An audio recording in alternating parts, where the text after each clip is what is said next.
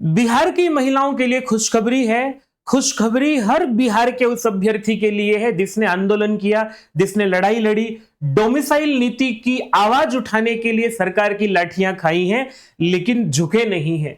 झुकी तो सरकार और सरकार झुकी तो डोमिसाइल नीति लागू करते हुए उसका एक चरण लागू किया है। क्या है पूरा मामला इस वीडियो में बताऊंगा। साथ ही साथ इस पर भी बात करेंगे कि महिलाओं के लिए 35% आरक्षण कैसे लागू होगा। चुनाव से पहले टीआरई 4.0 की भर्ती आ पाएगी कि नहीं आ पाएगी, इस पर भी बात करेंगे आप लोगों के साथ। प्रणाम निवेदित करता हूं, मेरा नाम है अवधेश विद्यालंकार। आप लोग जुड़े हैं आपकी अपनी संस्कृत पाठशाला से। चैनल को जरूर सब्सक्राइब कर लीजिएगा, आप लोगों तक महत्वपूर्ण और ऑथेंटिक जानकारियां पहुंचाती हैं। सबसे पहले खबर यह है कि बिहार के अभ्यर्थियों ने जब सरकार के सामने आंदोलन किया तो सरकार को उस आंदोलन के सामने झुकते हुए यह स्वीकार करना पड़ा। डोमिसाइल नीति को लागू करते हुए जो है वो पहला एक चरण लागू किया गया है उसका।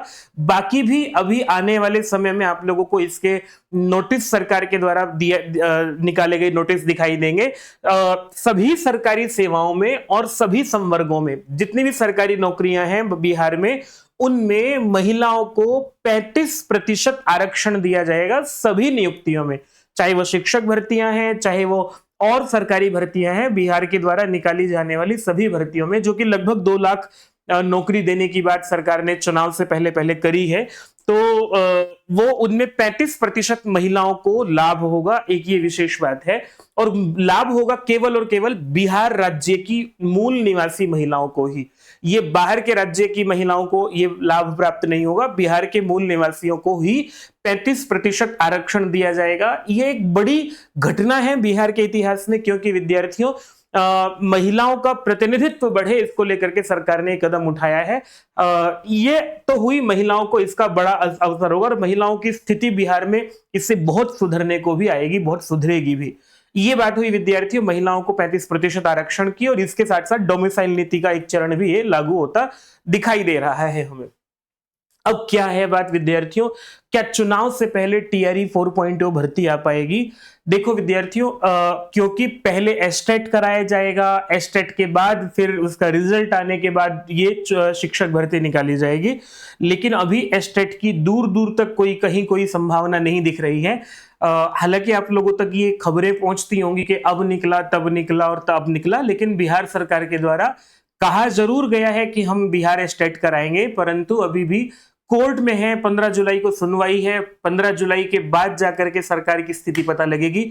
और एस्टेट कराया, अगर हम ये मान ले कि जुलाई में एस्टेट कराएगी सरकार, फिर इसका रिजल्ट निकाल करके 5-7 अगस्त तक, अगर 15 जुलाई के तुरंत बाद भी नोटिफिकेशन निकालते हैं और जुलाई में एग्जाम करा लेते हैं, 5 अगस्त तक अगर ये रिजल्ट देते हैं, तो भी ये मान करके चलिए विद्यार्थियों की आपको चुनाव से पहले परीक्षा तो कम से कम नहीं हो पाएगी, जो कि वादा सरकार ने किया था। तो इसमें अगर नोटिफिकेशन भी निकाल देते हैं तो भी हमारा काम हो जाएगा, तो भी विद्यार्थियों को परीक्षा देने का अवसर मिल जाएगा। चुनाव के बीच में, चुनाव के तुरंत बाद परीक्षाएं हो सकती हैं, लेकिन अभी तो आपको परीक्षाओं के लिए प्रतीक्षा ही करनी पड़ेगी।